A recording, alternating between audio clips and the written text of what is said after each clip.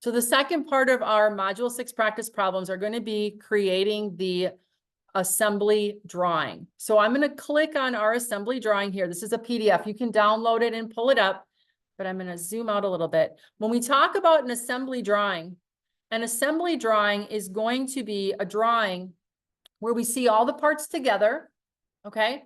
And we also see them ballooned, as well as what we call a bill of material. Bill of material is going to identify the item number that corresponds to the balloons on our assembly. It's going to give us a description of each one of our parts. It's going to give each one a part number, and then how many of each one of those do we need. So you'll notice that it identifies our first three parts here, item number 1, 2, and 3. So 1, 2, and 3 balloons here. And then the last part number 4, this is going to be the hardware, the socket head cap screw, and there's 2 of those. Okay. Additionally, you're going to notice that we have our bill of material, or I'm sorry, our title block. We're going to have that filled in. When we look at the material part for the title block, we do not fill in any material. It's non-applicable because the bill of material tells us the individual parts that are going to go on there. So material is, we're still going to put NA for non-applicable, but we don't put a specific material in there on an assembly drawing. But then you're going to fill out everything else, and then you're going to give it a part number as well. So what we're going to do is the next part of this is going to be generating the assembly drawing that we see here and going through that process. So first we have to have our assembly model done, and then we're going to generate this drawing from that model. So I'm going to go back to SolidWorks over here. And again, make sure that your shaft support assembly is, all set and that it's saved. Because now what we're going to do is we're going to use this model to create the drawing. To create the drawing, we're going to go up to the top where it says new. We're going to arrow down and we're going to make a drawing from part/assembly. Okay, so we're going to make a drawing from the part, or this, in this case, it's an assembly. So we're simply going to click that. And we're just going to pick your drawing with the ANSI standards on it. Okay. And then you're going to pull up a B-sized border. Okay, to pull that in. Because we're going to, again, we're going to go back over here. We're going to duplicate this process right here. We want to put on a B-size border. Okay. Now, the right-hand side is going to look just like we normally did for a part. You're going to notice that this is going to populate, and we're going to pull in a view. Now, the view that we're going to pull in is not going to be the front view. We're actually going to pull in the top view. So if I go back over here, I want you to pull in this top view first, and then we're going to create a section view from it. Okay. So let's go back over here.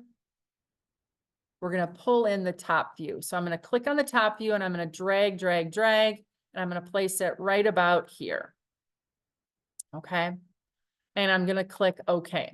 Now I'm going to look, this view is kind of small compared to the one that we have in our PDF. And if we look down here, you're going to notice that our drawing scale is 1 to 1.5. If we go back to SolidWorks here, this is a 1 to 2.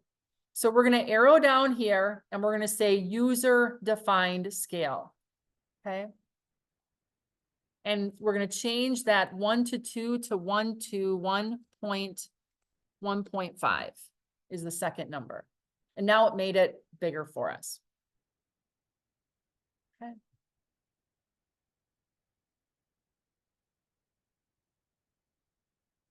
I'm going to go back over there, and you're going to notice that in the top view here, there are quite a few of our hidden lines gone, but some of them are there. All right. Now, this is a judgment call by you. We always look at an assembly drawing, and most often we remove all the hidden lines unless it adds clarity. Okay. So if we go over here and we look, there's quite a few, hidden lines in here. So we can click on that view just like we normally do. And we're going to get our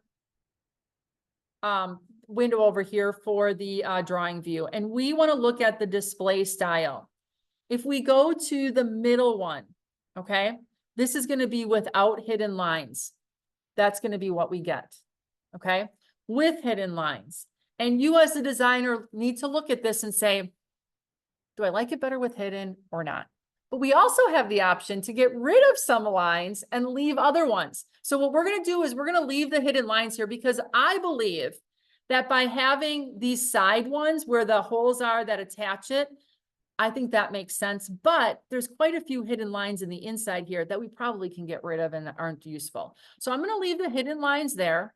And I'm going to show you how to get rid of individual lines that you don't want to see. So we're going to click on the outside line here, or the outside circle on our bearing or our collar. And you're going to notice that this menu comes up right here on the right-hand side, right by the cursor, not the panel on the left. I'm going to do it one more time. I'm going to left click and this comes up. Right in the middle, it says show or hide edge. Click that. And now it's going to get rid of it. Left click, get rid of it. So you'll notice that each time you're going to click, I just am clicking on only the hidden lines to get rid of those because now it's fewer to look at there. They're not that important, okay? But I think these are, okay? So if we look back at our thing, you're going to notice that I took out those and now it kind of cleans up that view a little bit. It's easier to look at. I got rid of some of the hidden lines, but not all of them, okay? What was that? That are as threads? Yes, in here, there's going to be some of those threads. You can click on those too and get rid of those if you want to. You don't want to get rid of everything, but again, the ones that add value, and these add value because they let us know that there are holes that we're going to maybe be using, but other ones, they're kind of like redundant, okay? And if we go back over there again, you're going to notice that this looks pretty good, okay? Now what we're going to do is we're going to add a section view, okay? The reason we're going to add a section view is the section view gives us kind of an inside view of the parts. This again is a call if it gives clarity, but I thought this was a great opportunity to put a section view in because you guys haven't done section views yet, okay? So we're going to put a section view in. Now the section view, what it does is it does a cut right down the middle here, and then it shows us by hatching the material that we're actually cutting through. When we have two parts that are mating with one another or up against one another, I'm going to kind of zoom in here. We need the hatch to go in two separate directions to show that it's two separate parts. Okay. And we usually let SolidWorks do that, but we can control that too. So I'll show you how we can change that.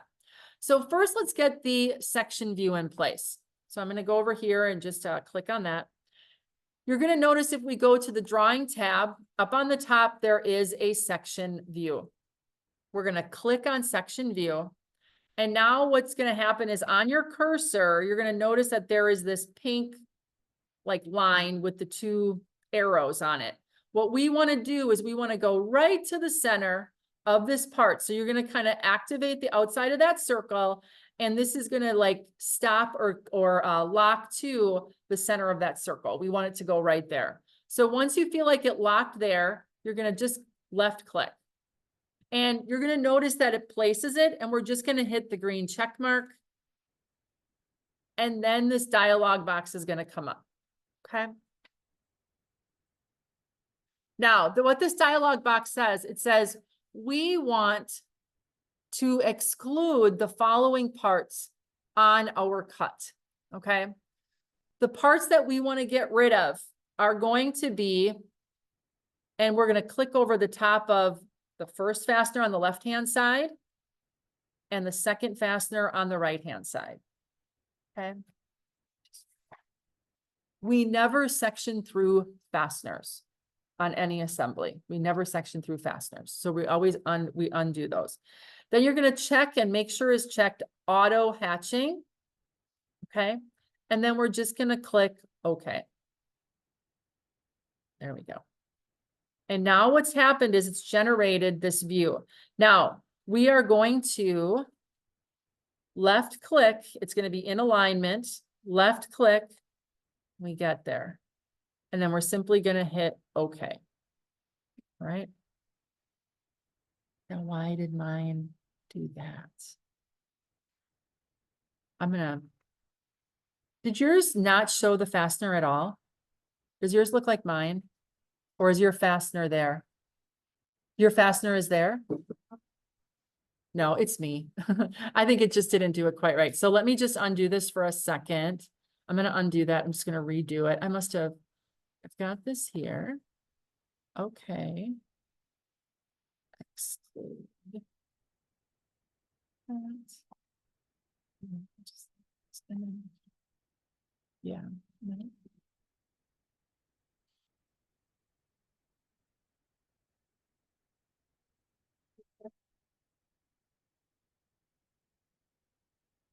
It worked. Yeah, I know. It's supposed to work. Exclude. I could exclude the fastener. Let's see if that works. Okay. Yeah. I don't know why mine, it worked totally fine. I've done it before. And now it's like the lines aren't here. Do you see that? Like, okay. All right. Well, I'll maybe deal with that in just a little bit. So right now, what we have is we have our section views in here. Now, whenever we have a section view, it's going to want to put the labels on it here. And that's fine. If you have more than one section view, you always want to label. But if there's one section view, it's obvious what it is. So you don't need to label it. So I'm going to click on the letter C's here, and this is going to come up. And all I want to do is on the left-hand side there, I want to get rid of the C and just hit OK. And then I'm going to select on the section down here, and I'm going to hit delete on my keyboard and get rid of that. Okay. And now I've got that in place. Going to do a file, save. It knows it's the shaft support assembly, but now it's going to save it as an actual drawing instead of just a model. Okay, I'm still not sure why that's doing that, but I can add those in. All right. The next thing we want to do is you're going to notice that the hatching on the parts that were up against each other are in opposite directions. It auto hatched for us, which is nice, but we want to maybe make it a little better. So if we look at the one that we did, you're going to notice that I changed the style and the spacing of the actual hatching, and it just really helps to distinguish between the parts. Okay. So, so we're going to go back to SolidWorks here.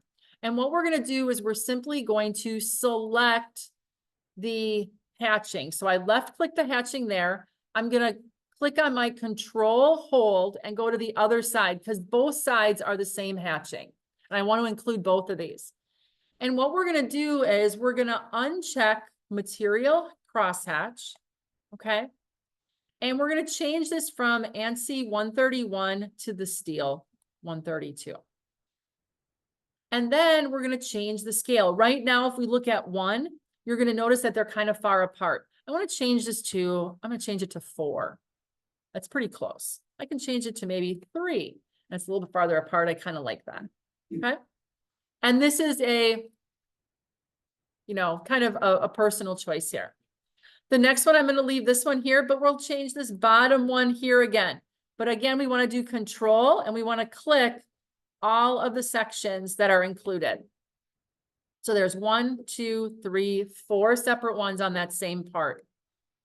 And again, we're going to uncheck the material crosshatch and we can change it to a new one. So you can kind of see what some of these look like. You can maybe go down to bronze brass. That one looks a little different.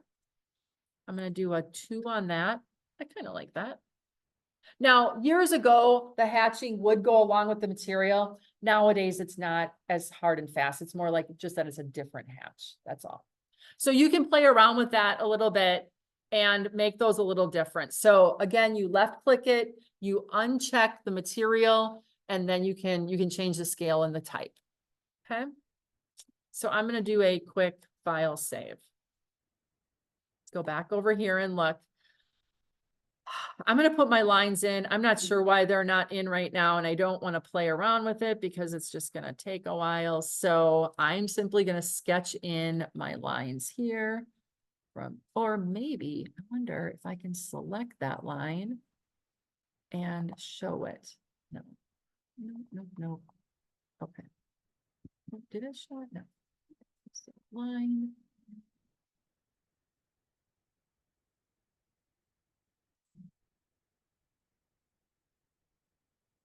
Just kind of bugging me that I don't have a line there, so I want to put it in.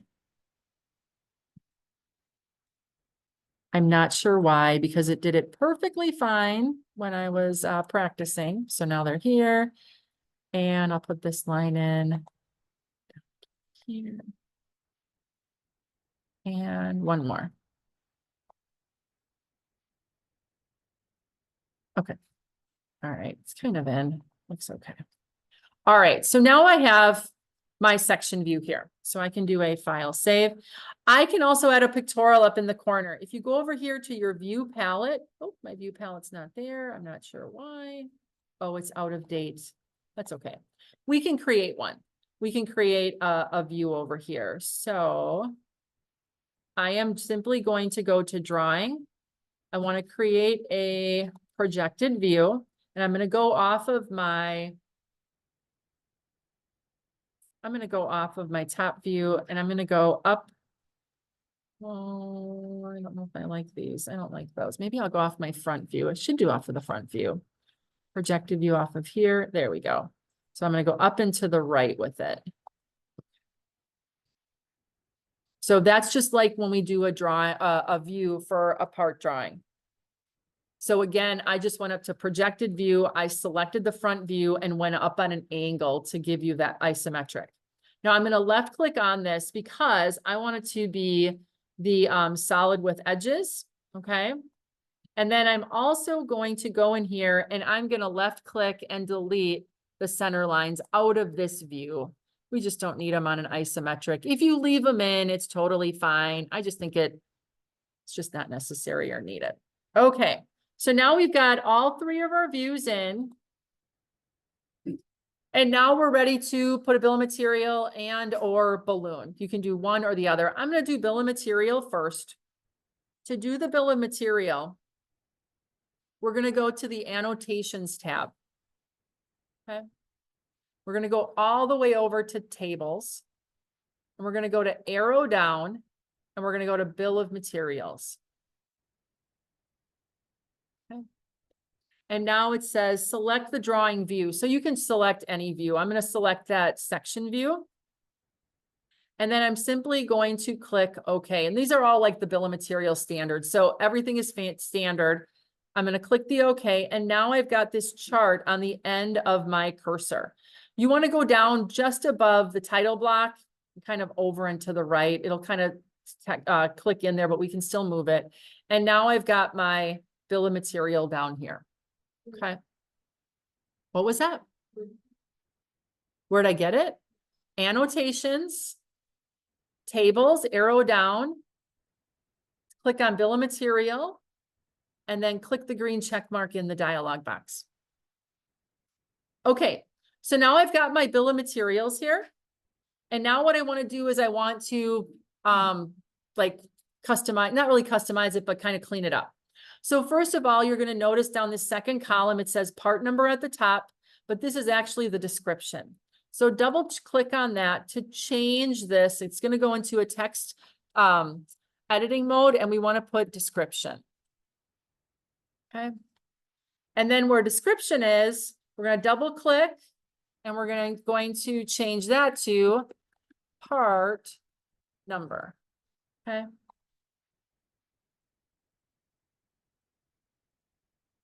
Now, you do not have part numbers in yours, right? So you're going to double click in the space where the base plate is. You're going to double click in there. And you're going to say keep link. Okay, keep link. Because now what it's going to do, you're going to fill in a part number and it's going to tie it to that part. Now you're going to type in 66254. Okay. And then you're just going to click on the outside of it and it's going to be in there, correct? Now you're going to go down to the bearing line, double click on that, say keep link, and now you're going to put 66255. Okay. And you're going to click outside. And then you're going to do that same thing for the collar. Double click, keep link, 66256. You're gonna double click down in the part number down here for the hex head cap screw. I'm gonna click yes. And all I'm gonna write is standard because it's a standard part, kind of like standard hardware. There's no part number to give it. Many times in a manufacturing area, you're gonna have a tool place where you're gonna have bins of these and you're just gonna pick them out, okay? There's probably a part number assigned, but for our purposes on the bill of material, we're not. Okay. The next thing that we're gonna do is we're gonna clean up the description of the socket head cap screw. So if we go back to our bill of material over here, you're going to notice that it says 0.375-24 UNC, SOC socket, and then HD for head, cap screw by 0.75 long. Nicer to read than what they have as their standard call out for the configuration here. So we're going to double click on this. We're going to say, okay, and we're going to get rid of all of that. And we're going to change this to 0.375-24 UNC SOC HD cap screw by 0.75 LG. Okay. And it's also here if you want to look at it.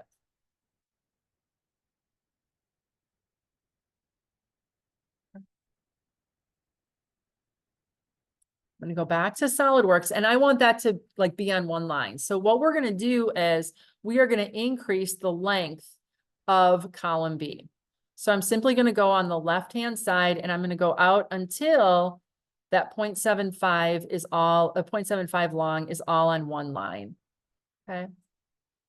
And then up in the upper left-hand corner here where the 4 move arrows are, I'm going to grab that and I'm going to then reposition it so that the final column is over here.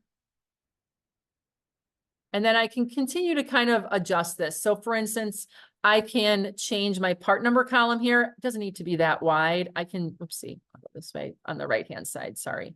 This way, I'm gonna pull this back so it's a little bit shorter, and then I'm gonna move it again so it kind of clicks into the corner. And then I can even go to the bottom here and scooch that line. Let's see. I want to make this so it's just a little bit, there we go, shorter. There we go. So you can kind of play around with those, left click and drag so that your bill of material is, you know, kind of proportional. And then lastly, I think what I did is we can left click on any one of the text boxes and you can, I'm gonna middle justify in my description for each one of these. So left click, middle justify for each one of these. And then that way it's in the center. Okay. And now the bill of material is kind of like updated, if you would, and accurate to what we have. So again, renaming the hardware, putting middle justify on each one of these and making sure description is at the top of column B and part number at the top of column C. I'm going to do fit and we'll do a file save. Okay. The last thing we need to do is to balloon, okay, to balloon each one of the items. So the balloons need to match what the items are here. And if we look back, you're going to notice that our balloons, let's zoom out here a little bit. We have 2, 4, and 3 in the section view, and 1 is pointing at the base plate in the top view. Okay, you want to always kind of point wherever it seems to give you the best view of the item. So I'm going to go over to annotation tab again. Now you could auto balloon, and sometimes it works pretty good. So I'm going to hit auto balloon, and you're going to notice that it put all the balloons in the top view. I don't think those are the best places. Okay. So I'm just going to hit X and I'm not going to use those. So I'm going to just do a regular balloon. So I'm going to balloon here. And what it's going to do is, I'm simply going to get close to one of my parts. So right here, I'm going to go to my socket head cap screw. So I kind of went by the inside of the head, and then the left click there, and then I'm gonna left click again to place that balloon. That balloon corresponds to number 4, which is correct. So it's gonna automatically know parametrics. Then I'm gonna do the shaft support. That's number 2. I'm gonna do the collar. That's number 3. Now, if you click inside of the part, you're gonna notice that there's a dot for the leader. If you click to the edge of the part, it's gonna go to an arrow. Either one is totally fine. Okay. And then I'm gonna go on the top here, and that's gonna be my number 1. That's gonna be my base plate. You could do the base plate in the section view as well. Once I have everything ballooned, I can simply hit the green check mark or escape. And now I should have everything on my drawing as far as bill of material and balloons. And the last thing I need to do, and don't forget to do this, is fill in your title block. Same as a part drawing. We're going to go to the annotations tab, note. Remember, on an assembly drawing, it's non-applicable for material because everything could have a different material. Okay. And the bill of material gives us the individuals. So then I'm going to put my initials, the date, 7/16/2024. And then my part number for this one, let me see, I had 66250. 66. There we go. And then we can increase the size of that by double clicking on it and changing it from 12-point font to 18. And then that way it's a little bit closer to the description. Okay, there we go. I clicked F to fit it to screen and do a file save. And there is our assembly drawing. Any questions at the moment? Okay, then I will stop the recording here.